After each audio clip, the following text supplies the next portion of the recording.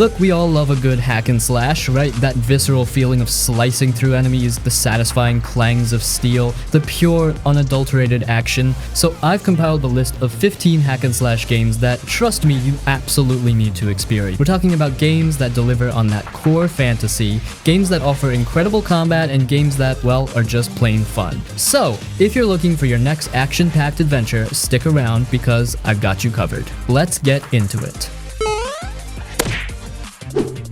Devil May Cry 5.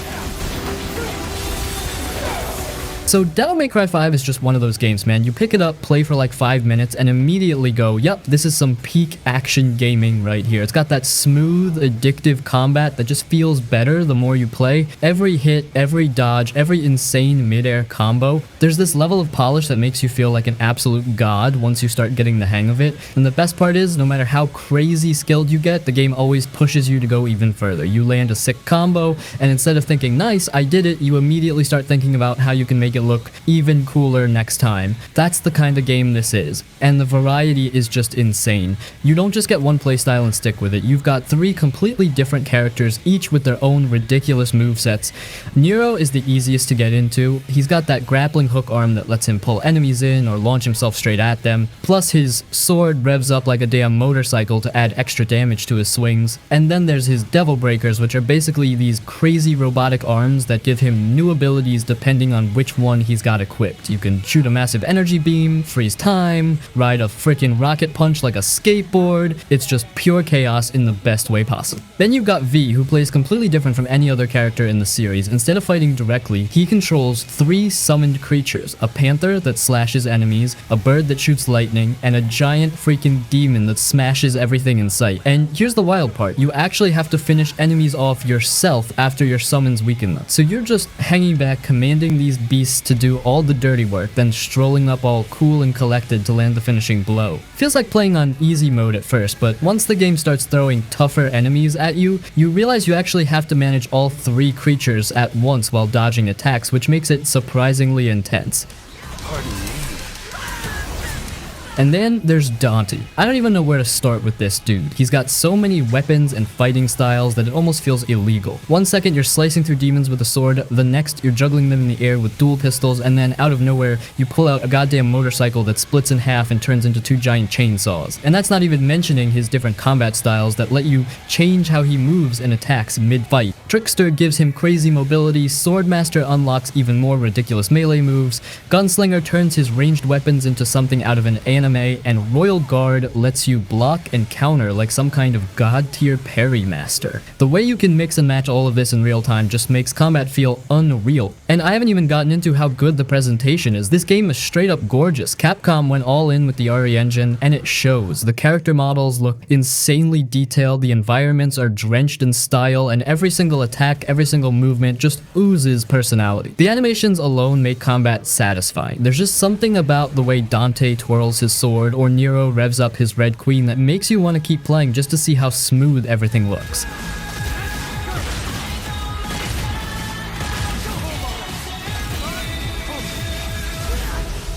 God of War 3.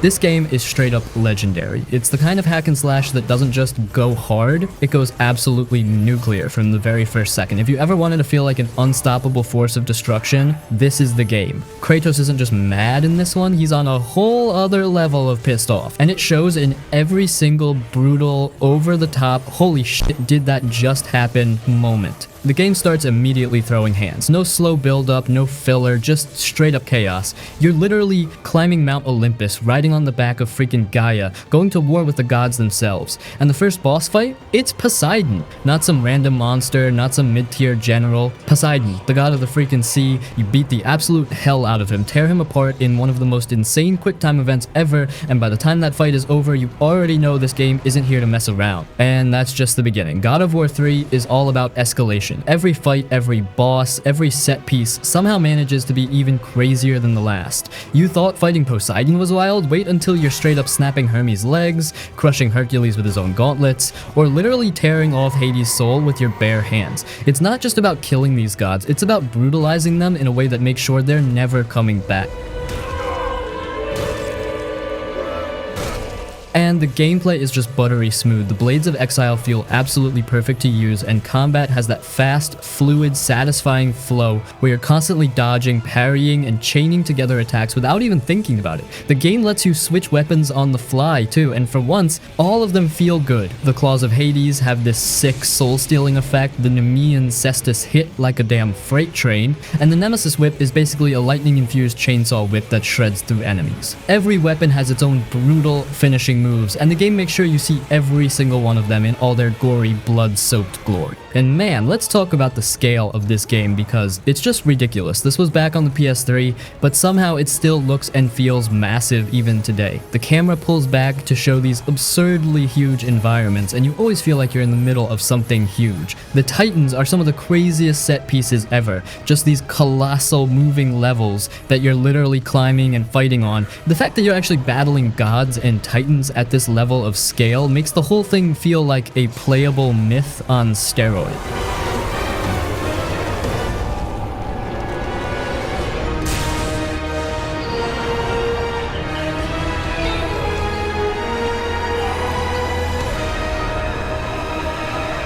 Bayonetta 3. Right from the jump, this game wastes no time letting you know it's going to be bigger, crazier, and more ridiculous than ever. The story goes full multiverse nonsense, and honestly, it doesn't even matter. You're not here for a deep emotional narrative, you're here to watch Bayonetta dance through bullets, slice up enemies in slow motion, and summon giant demons to absolutely wreck whatever poor soul happens to be in front of her. And in Bayonetta 3, the demon summoning system is the real game changer. You don't just call them in for quick finishers anymore, you control them mid-battle. You're literally standing in the middle of a fight, directing a skyscraper-sized demon to stomp on enemies like it's no big deal, and somehow it all flows perfectly into the combat without slowing anything down. And speaking of combat, Bayonetta 3 has some of the most satisfying, fluid, and just straight up fun action I've ever seen in a game. The way combos link together, the way you can dodge at the perfect moment to activate witch time, the way every weapon has its own absurdly unique playstyle is just awesome fun. One second you're slicing through enemies with a giant bladed fan, the next you're swinging a demonic yo-yo like some kind of high-speed murder machine. The weapons in this game are straight up bonkers, and the best part, every single one of them feels incredible to use. And then there's Viola. Now, let's be real, whenever a game introduces a new playable character in a series where the main character is already near perfect, people get nervous, and I get it. But honestly, Viola is fun. She plays completely differently from Bayonetta, with a heavier focus on parrying instead of dodging, and her playstyle has a more aggressive, in-your-face feel. Plus, she's got this whole punk rock vibe going on, complete with a katana and a demon cat named Cheshire that fights for her. It takes some getting used to, but once you figure her out, she actually adds a nice change of pace to the game. And man, the set pieces in this game. Platinum Games just doesn't care about logic anymore, and I love it. You're running up collapsing buildings, fighting on the side of a moving train, surfing on a demon dragon while dodging lasers, and at one point, I'm pretty sure you straight up turn into a giant spider and start web-slinging around like Bayonetta's been studying Spider-Man. It's all so over the top, so ridiculous, and yet somehow, it never feels like too much. Every chapter just leaves you thinking, there's no way they can top that, and then they do. Presentation-wise, okay, yeah, it's a Switch game, so it's not exactly running at 4K 120 FPS, but you know what? It doesn't even matter. The art direction is so damn good that even when the resolution dips, the game still looks sick, the animations are buttery smooth, the enemy designs are top tier, and the sheer style of it all just carries the whole thing. If you've played the previous Bayonetta games, Bayonetta 3 is an easy must play. It's bigger, crazier, and somehow even more stylish than before, and if you're new to the series, this is hack and slash at its absolute peak. No one does it like Bayonetta.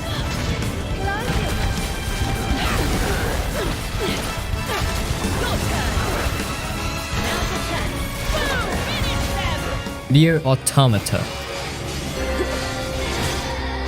This game is something else. You go in thinking it's just another stylish action game where you slice up robots, but nah, it's way more than that. It's one of those rare games that actually sticks with you, messes with your head, makes you question everything. It's got that Platinum Games combat, fast, fluid, absolutely satisfying, but underneath all that, it's got a story that punches you in the gut and doesn't let up. Combat feels like second nature once you get into the flow. You're flipping through the air, dodging at the last second, weaving combos together without even thinking about it. Light and heavy attacks mix mix beautifully, weapons feel weighty but snappy, and dodging at the perfect moment kicks in slow motion witch time style counters that make you feel like a god, and you're never just hacking away either. You've got your floating pod buddy throwing out ranged attacks while you're cutting through enemies up close, so it's always this mix of melee and gunplay happening at once. Movement feels buttery smooth too. No clunky animations, no delays, just pure action uninterrupted.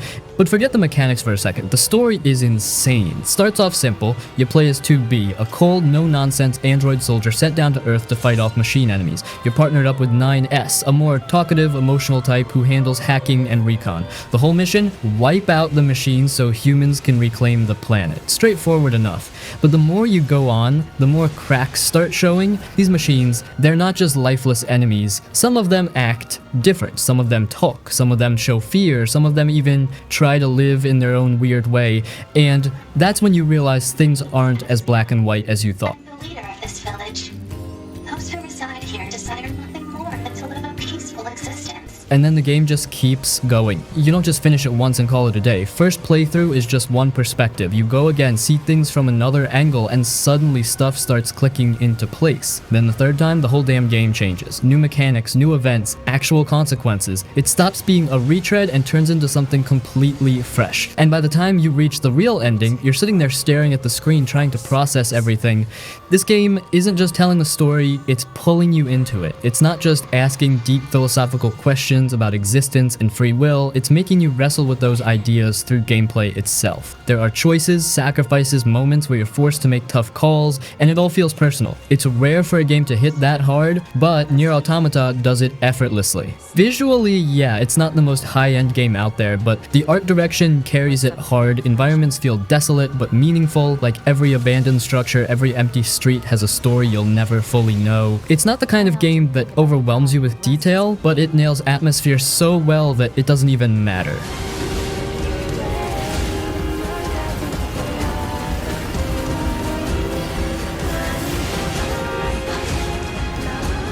Metal Gear Rising's Revengeance.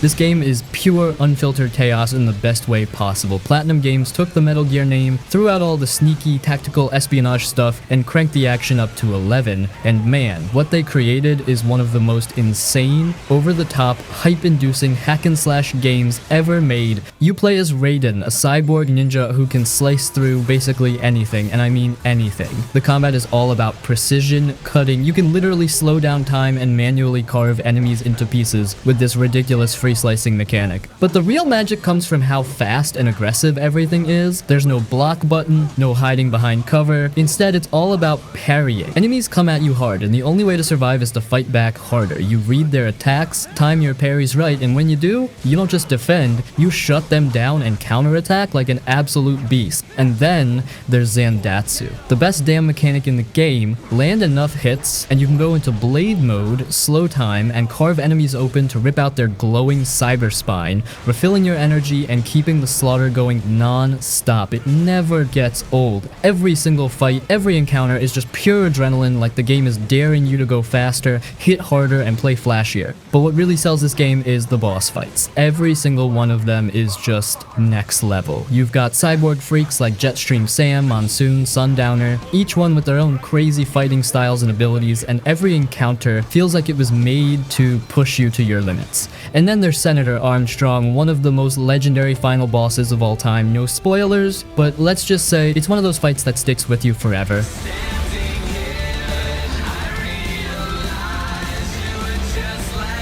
And the soundtrack, Jesus, this is one of those rare games where the music isn't just good, it's part of the experience. The way the vocals kick in during boss fights, how the intensity ramps up exactly when you need it, there's nothing else like it. Tracks like Rules of Nature, It Has to Be This Way, The Only Thing I Know for Real, these aren't just songs, they're power-ups. You hear them and suddenly you're playing like a god. Story-wise, yeah, it's a Metal Gear game, so there's still a bit of that political nonsense and deep lore floating around, but unlike the main series, Rising doesn't slow down to explain every detail. It knows knows you're here for the action, so it keeps the cutscenes ridiculous and entertaining without getting too bogged down.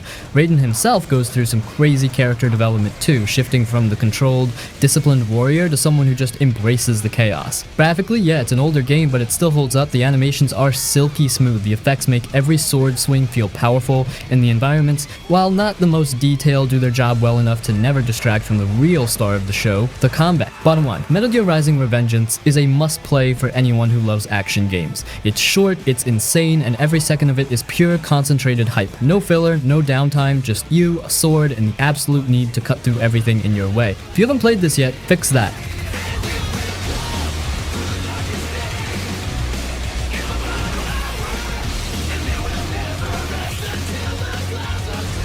Darksiders 2.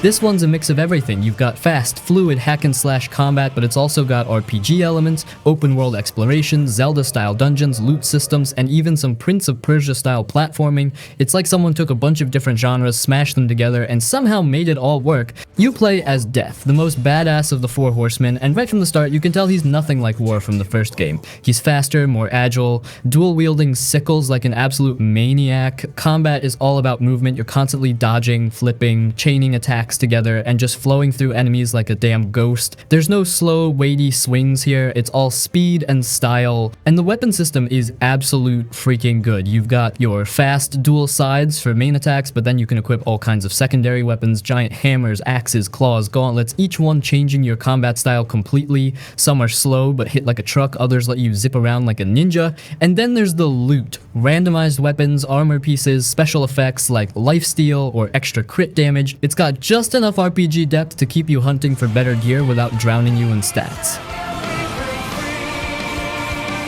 But here's the thing, this game isn't just about fighting. Darksiders 2 is a lot of exploration, puzzles, and dungeon crawling. You're riding across massive open areas on your skeletal horse, hopping between ruins, solving environmental puzzles, climbing walls, running along them, Prince of Persia style, all while searching for keys, artifacts, and loot. The level design is just solid. It's got that classic Zelda-like feel where dungeons introduce new mechanics, make you use them in clever ways, and then throw a boss at you to test everything you've learned. And speaking of bosses, man, some of these fights are huge. You're going up against massive creatures, dodging their giant attacks, trying to find an opening, all while managing your abilities and gear. Some fights are straight up Shadow of the Colossus level, where you're climbing these giant beasts mid-battle just to take them down. It never gets old. The story is set in parallel to the first game, but this time it's all about Death trying to clear War's name and undo the whole apocalypse mess. The plot itself is solid, but honestly, Death just carries the whole thing. He's cocky, sarcastic, and just does not care about the politics of heaven and hell. He's here to do the job and nothing is gonna stop him. The voice acting, perfect. Michael Wincott gives Death this dry, badass tone that makes him instantly likable.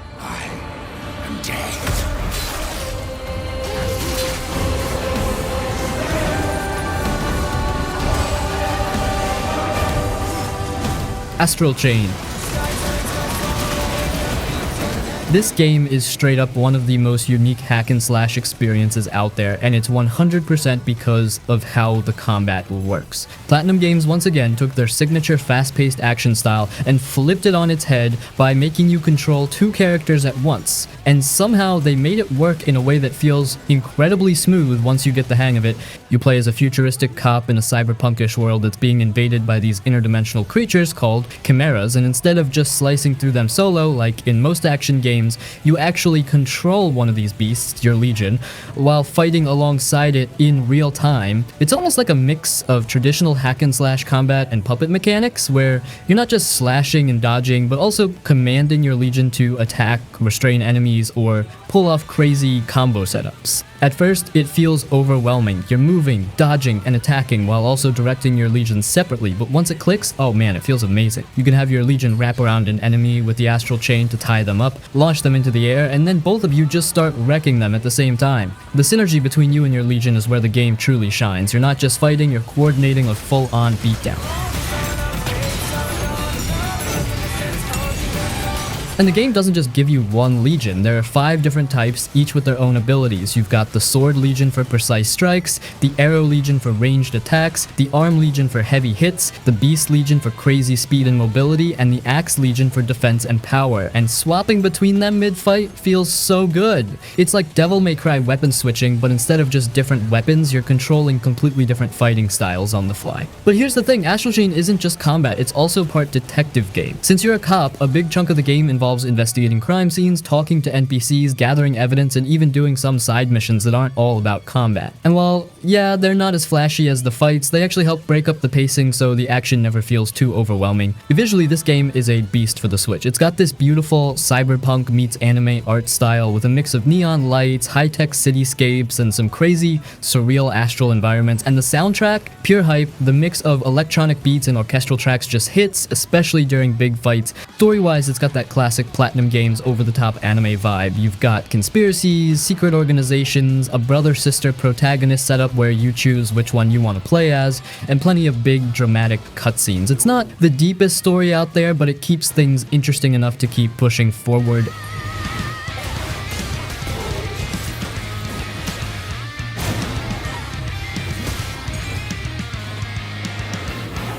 No More Heroes 3.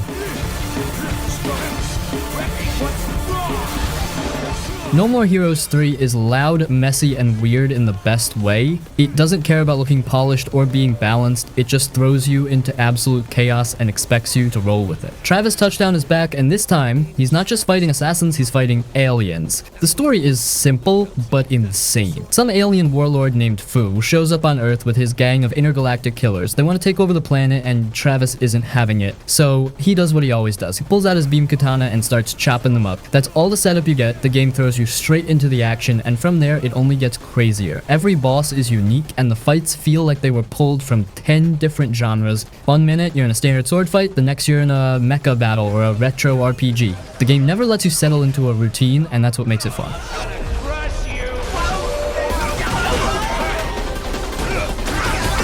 Combat is fast and simple. You swing your beam katana, dodge attacks at the last second, and pull off wrestling moves that make every fight feel brutal. The Death Glove gives you special abilities, like launching enemies or slamming them into the ground. When you land a big hit, the game slows down for a second, making everything feel even better. It's stylish without being complicated. Then there's the open world, and yeah, it's bad. It feels empty, and driving around on Travis's hoverbike is awkward, but somehow that just makes it funnier. Instead of trying to make a big, living world, the game leans into the absurdity. You'll spend your time doing stupid part-time jobs like mowing grass, picking up trash, and fixing toilets. It's pointless, but it fits the game's tone. This game isn't for everyone. It's rough, weird, and doesn't care about modern game design. But if you want a hack and slash game that feels completely different from anything else, this is one you should try.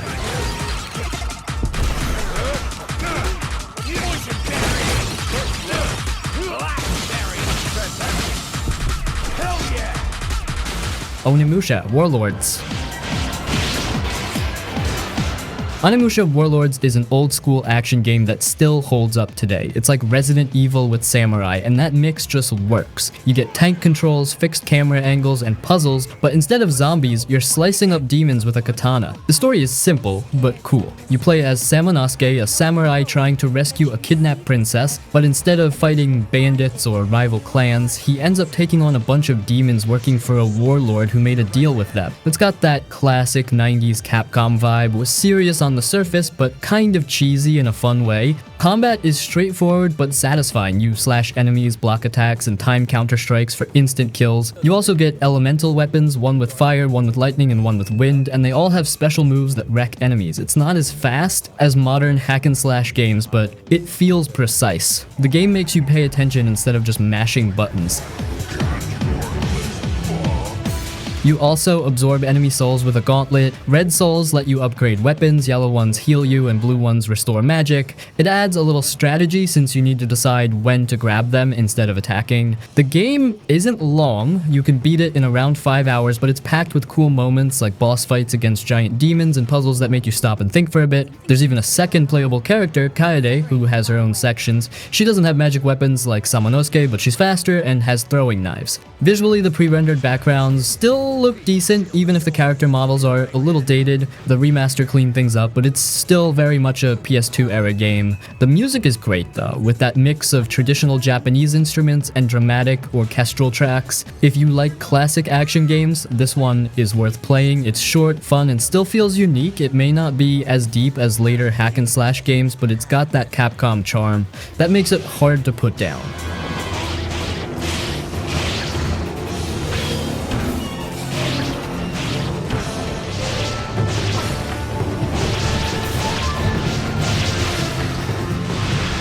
Ryse Son of Rome. Ryse Son of Rome is one of those games that feels like it was designed to be a visual showcase first and a deep gameplay experience second. This was a launch title for the Xbox One, and even now, years later, it still looks incredible. The level of detail in the armor, the lighting, the environments, it all feels like it was made to impress, and honestly, it still does. You play as Marius Titus, a Roman soldier whose family gets slaughtered by barbarians. What starts as a simple revenge story quickly turns into a full-blown war campaign, taking you across massive battles, burning cities, and political betrayals. It's cinematic as hell. The game constantly throws epic moments at you, huge battles where soldiers clash in formation, siege weapons, raining destruction, and slow-motion executions that make every kill feel brutal. Now, let's talk about the combat. It's simple, but damn, it feels satisfying. You're not pulling off long combos like in Devil May Cry or juggling enemies in the air. Instead, it's all about timing blocking, countering, and chaining together brutal executions. The game even slows down time to highlight the most brutal moments, like stabbing a guy through the throat or slicing off a limb. And while the animations do repeat, they never stop looking cool. Every fight feels heavy, like you're really swinging a sword, not just button mashing through waves of enemy. That said, the combat doesn't really evolve much. You unlock new executions, sure, but you're mostly doing the same thing from start to finish. The game tries to keep things fresh with formations, where you and your fellow soldiers raise shields to block arrows or push forward against enemies, but those moments are more about spectacle than gameplay depth. Still, it's fun for what it is, short, sharp, and brutally effective.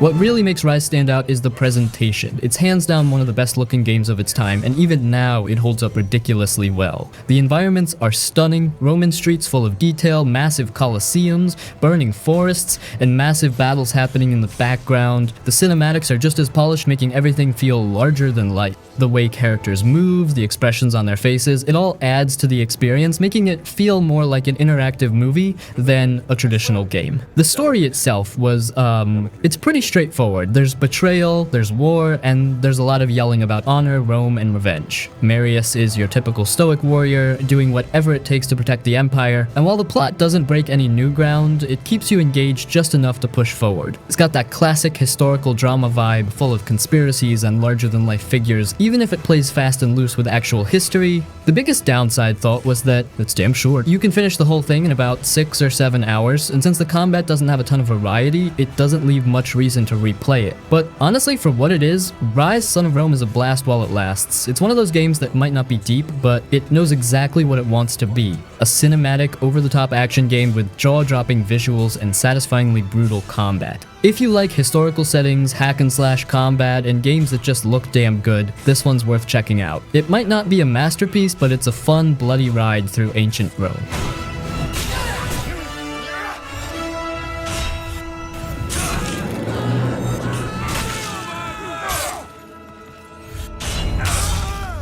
Dante's Inferno. Dante's Inferno is one of those games that came out, made some noise, and then kind of faded into the background, but it really shouldn't have. It's basically God of War with a twisted, nightmarish spin, throwing you straight into a brutally dark reimagining of hell. You play as Dante, a crusader who's done some seriously messed up things, and after his sins catch up with him, he finds himself chasing after his kidnapped love, Beatrice, straight into the depths of the underworld. And this hell, it's not just lava and demons, it's grotesque, disgusting, and filled with disturbing imagery that sticks with you you long after you've put the controller down. The combat is fast. Dante swings around his massive scythe, tearing through enemies with combos that feel straight out of the God of War playbook. You got light attacks, heavy attacks, aerial juggles, and magic powers that let you unleash holy devastation. The animations are smooth, the controls are tight, and every hit feels brutal. You're constantly unlocking new moves, making the combat more fun as you go, and you even get to decide whether you want to lean into holy abilities, healing divine light attacks, or demonic ones, pure destruction and chaos. The real highlight though is the world design. Each circle of hell is unique, filled with horrors ripped straight from Dante Alighieri's Inferno. Lust is a twisted, flesh-covered nightmare filled with grotesque creatures. Gluttony is this disgusting, bloated wasteland where everything is rotting. Greed is full of tortured souls trapped in golden chains. It's one of those games where you just want to see what's next, even if what's next is something that'll make your skin crawl.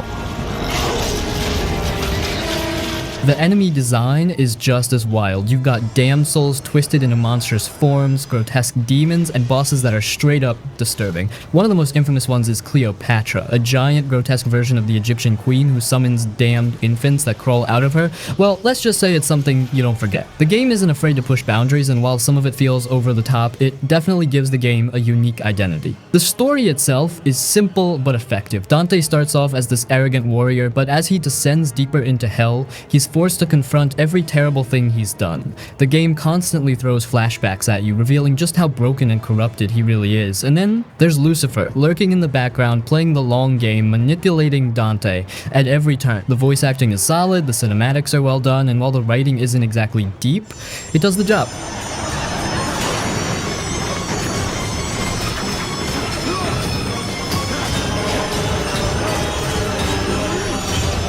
Warhammer 40,000 Space Marine 2.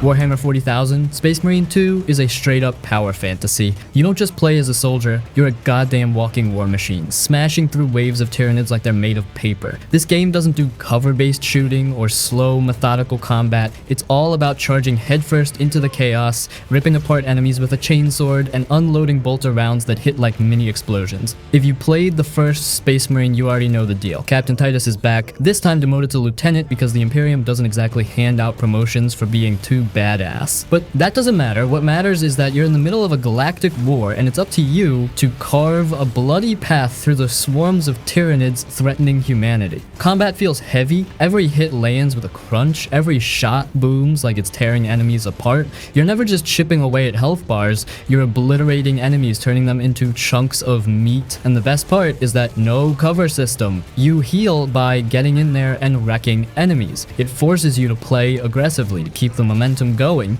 and it makes every fight feel intense. And this time, it's not just a solo experience. There's a full 3-player co-op mode, meaning you and your friends can team up to lay waste to the Tyranid swarms together. The first game was fun alone, but now you can go full Exterminatus with a squad, and that changes everything. Visually, the game is a beast. The environments are massive, the lighting makes every battlefield feel oppressive, and the sheer number of enemies on screen is just ridiculous. The Tyranids move like a horde, climbing walls, swarming you from all sides, and you have to be quick, brutal, and relentless to survive. At its core, Space Marine 2 is pure, unfiltered violence done right. If you love hack and slash games that make you feel unstoppable, this one is an easy recommendation. It's not just another Warhammer game, it's one of the best action games of the year.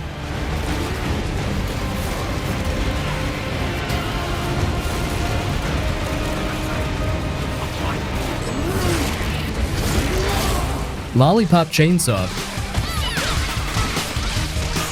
Lollipop Chainsaw isn't here to make you think, it's not trying to be deep, and it sure as hell isn't worried about being realistic. It just throws you into a ridiculous, blood-soaked, candy-colored world and tells you to have fun, and I mean really, that's exactly what makes it great. You play as Juliet Starling, a high school cheerleader with an almost comically perfect life, except for the fact that zombies just invaded her school, but that's no big deal. Here, it turns out she comes from a family of zombie hunters, and she's very good at her job. She's got a massive chainsaw, an acrobatic fight fighting style to make every battle feel like a mix between a music video and a horror movie. Oh, and her boyfriend's head, he's just a talking head hanging from her belt. Kind of weird at first, but, well, the gameplay is classic hack and slash goodness. It's got that satisfying mix of light and heavy attacks, flashy combos, and plenty of stylish finishing moves. But where Lollipop Chainsaw really shines is in how absurd it lets itself be. You're not just hacking up zombies, you're doing it with cheerleading moves, slow motion decapitations, and rainbow-colored explosions. It takes everything over the top and cranks it to 11. The enemies are just as ridiculous as the game itself. You're not fighting generic zombies here. Instead, you're up against an undead punk rocker who screams heavy metal attacks, a zombie overlord that speaks only in Shakespearean dialogue, and a goth-themed boss that floats around spewing poetry while trying to kill you. It's the kind of weird, unexpected creativity that keeps the game fun from start to finish. Visually, Lollipop Chainsaw is bright, colorful, and completely unashamed of its goofy aesthetic. It looks like a comic book mixed with a cheesy horror movie, and somehow it just works. The exaggerated character designs, the over-the-top effects, and the way every fight feels like a choreographed spectacle, it all just fits. Now, is it a perfect game? Hell no. The combat, while fun, isn't as deep as something like Devil May Cry or Bayonetta. Sometimes the camera can be a little janky, and the game is definitely more about style and some, eye candy, more than challenge, I mean. But that's the thing. Lollipop Chainsaw isn't trying to be some ultra-serious, mechanically precise action game. It just wants to be a fun, dumb, ridiculously entertaining ride. So if you're looking for a game that takes itself seriously, this ain't it. But if you want to chainsaw your way through a zombie apocalypse with a talking head for a boyfriend while rock music blasts in the background, then my friend, Lollipop Chainsaw is exactly what you need.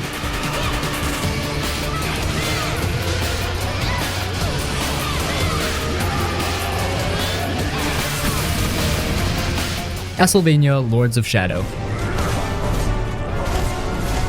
Alright, so Castlevania Lords of Shadow is one of those games that got some mixed reactions when it dropped, but if you go into it without expecting some old school Castlevania experience, you're in for a damn good time. This game is a full-on cinematic hack and slash adventure that leans hard into epic storytelling, grand environments, and weighty, satisfying combat. It's dark, it's moody, and it pulls a lot of influence from stuff like God of War, but that's not a bad thing. You play as Gabriel Belmont, a warrior of the Brotherhood of Light who's out for revenge after his wife gets killed. Classic setup, right? But the way Lords of Shadow tells its story makes it feel massive. This isn't just about some vampire hunting adventure. It's a full-blown quest across ruined cities, cursed forests, and frozen wastelands, all while Gabriel slowly gets pulled into something way bigger than he expected. The game just feels epic, like you're on this brutal, tragic journey that keeps getting darker the deeper you go. And then there's the combat. It's got that God of War style weight to it, with Gabriel using his combat cross, basically a chain whip hybrid that makes every swing feel brutal. You're not just button mashing here, you've got light and heavy attacks, blocks, dodges, parries, and a bunch of different magic abilities that add layers to the combat. Light magic lets you heal with each hit, while dark magic boosts your damage, and switching between them mid-fight actually gives you a reason to think about your attacks instead of just spamming combos. It's one of those combat systems that start simple but really opens up once you start unlocking new moves and upgrades.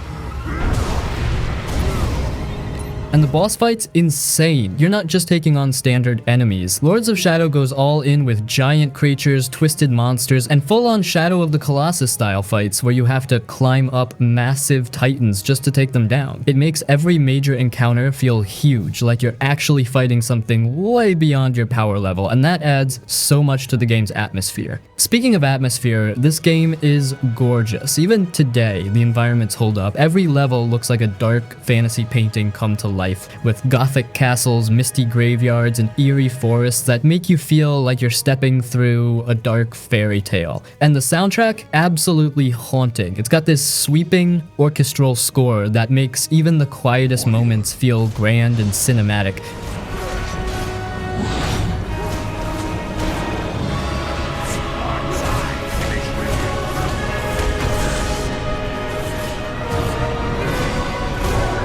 The prototype. Now this is what happens when a hack and slash game decides it doesn't need swords, just pure carnage. Prototype is one of those games that just feels violent in the best way possible. You're not some noble warrior or demon hunter, you're Alex Mercer, a walking biological weapon who can slice, smash, and tear through anything in your path. This game doesn't care about looking flashy or stylish, it's all about raw destructive power, and damn does it deliver. The story is actually pretty interesting. Alex wakes up in a morgue with no memory of how he got there, but suddenly he's got insane shape-shifting powers, and a whole city full of people who either want to kill him or get the hell away from him. Manhattan is being overrun by a mysterious virus, and Alex is right in the middle of it, trying to figure out what happened to him, while also getting way too comfortable turning people into chunks of meat.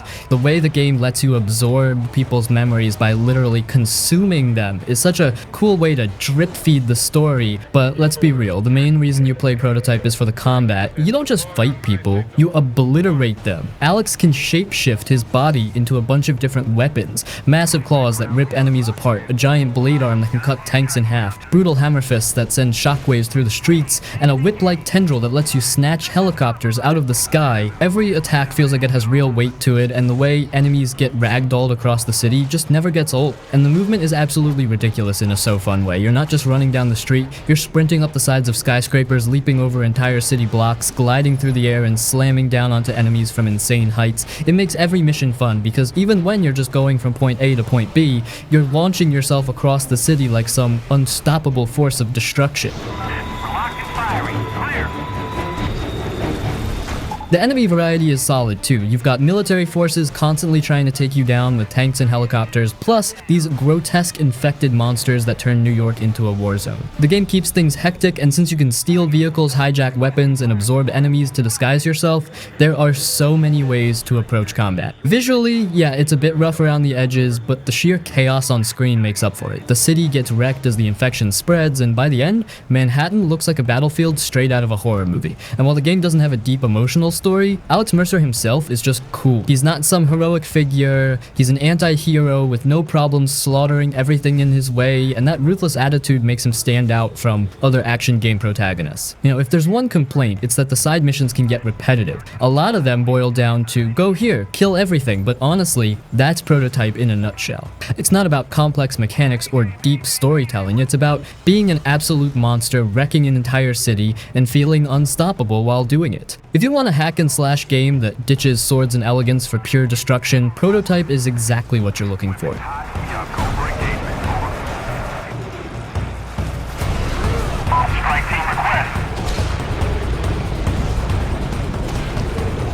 Hi-Fi Rush. Hi-Fi Rush is straight up one of the most fun hack and slash games to come out in years. It's got that perfect mix of slick combat, over-the-top action, and a killer soundtrack that makes every fight feel like a freaking music video. If you love games that don't take themselves too seriously but still deliver an insanely polished experience, this one's a must-play. You play as Chai, a wannabe rock star who gets caught up in a shady cybernetic experiment and accidentally ends up with an MP3 player fused into his frickin' heart. That means everything around him, his movements, attacks, even the damn environment, syncs to the beat of the music, and let me tell you, it's addicting. The combat doesn't just encourage you to stay on rhythm, it outright rewards you for it. Attacks hit harder, combos flow smoother, and even dodging feels more stylish when you time it with the beat. It's like playing Devil May Cry, but your combo game is your sense of rhythm. The gameplay is just pure joy. You're slicing through enemies with Chai's makeshift guitar weapon, pulling off flashy aerial combos, and dodging attacks like you're part of some synchronized rock concert. The best part? Even if you're not perfect at staying on beat, the game doesn't punish you too hard, but when you do lock into the rhythm and start stringing together perfectly timed hits, damn, it feels good. And the enemy variety? Solid. You've got security bots, crazy mechanical beasts, and big boss fights that all move in sync with the soundtrack. The game constantly throws new challenges at you, keeping things fresh. The bosses in particular are some of the most creative fights I've seen in a hack and slash game, with each one having its own unique mechanics that force you to adapt and keep the rhythm going. But honestly, what makes Hi-Fi Rush special is the vibe. It's got this colorful, animated art style that feels like a playable Saturday morning cartoon, mixed with an attitude that's just fun without being cringy. Chai himself is a lovable goofball, and the whole cast is packed with personality. You've got a talking robotic cat, a badass hacker ally, and a bunch of quirky villains that feel straight out of a comic book. It's all super lighthearted, but it works. It's also super accessible. Unlike a lot of rhythm-based games, Hi-Fi Rush doesn't force you to be perfect, it just encourages you to play in sync with the music, so whether you're a rhythm game pro or just someone who loves stylish action, it's a blast. Long story short, this is one of the freshest, most creative hack and slash games in years. It's got energy, personality, and some of the smoothest, most rewarding combat out there. If you haven't played Hi-Fi Rush yet, fix that immediately.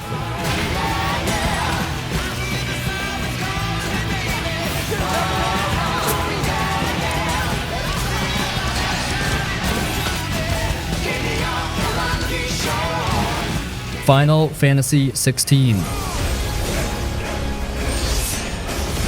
But let's just get this out of the way. Final Fantasy 16 is not your typical Final Fantasy game. Yeah, it's got the name, the crystals, and the summons, but let's be real, this thing plays way more like a straight up hack and slash action game than a traditional RPG. And you know what? That's totally fine, because the combat here is insane. You play as Clive Rosfield, who's basically the most battle-hardened, revenge-fueled protagonist the series has ever had. The story kicks off with some Game of Thrones levels of political drama, betrayal, and brutal wars between kingdoms, but what really steals the show is the Ekon battles. These aren't just little summon animations, these are full-blown god-tier kaiju fights where you're thrown down with massive creatures like Ifrit, Bahamut, and Shiva in the most over-the-top cinematic combat sequences you've ever seen in a Final Fantasy game. And speaking of combat, this is where the game just goes off. It's designed by Ryota Suzuki, the guy who worked on Devil May Cry 5 and Dragon's Dogma, and you feel it. Clive doesn't just swing a sword, he's flipping, dashing, juggling enemies mid-air, and pulling off some ridiculous combo chains using different elemental powers from the Akons he absorbs. It's all real-time, no turn-based stuff here, just pure, fluid, high-speed action. If you've ever wanted Final Fantasy to go full-on Devil May Cry, this is it. But it's not just mindless button mashing. Every ability you unlock adds a new layer to the combat. You've got Phoenix's fiery dashes, Garuda's aerial grabs, Titan's massive earth-shattering punches, and a whole mix of abilities that let you really customize how you want to fight. And once you start unlocking more of them, man, you feel unstoppable. The world itself is beautiful too. This is one of the darkest and grittiest Final Fantasy games ever made. Kingdoms are at war, people are being enslaved, and magic is literally draining the life out of the land. It's a depressing world, but that just makes the journey even more intense. The characters, all top tier. Clive is one of the most brutal Final Fantasy protagonists we've ever had, and the supporting cast, especially Sid and Jill, bring so much depth to the story. Now, is the game perfect? Nah. If you're looking for deep RPG mechanics, there's not a ton here. Side quests can be a bit fetch questy, and some fans might miss the traditional party system since you mostly fight solo, but honestly, the combat, the cinematics, and the boss battles more than make up for it. If you're into hack and slash games, this is one of the best Final Fantasy titles you could ever ask for. It's got huge spectacle, amazing combat, and some of the most insane boss fights in the franchise. So yeah, if you haven't played Final Fantasy 6 yet, do yourself a favor and check it out. You will not regret it.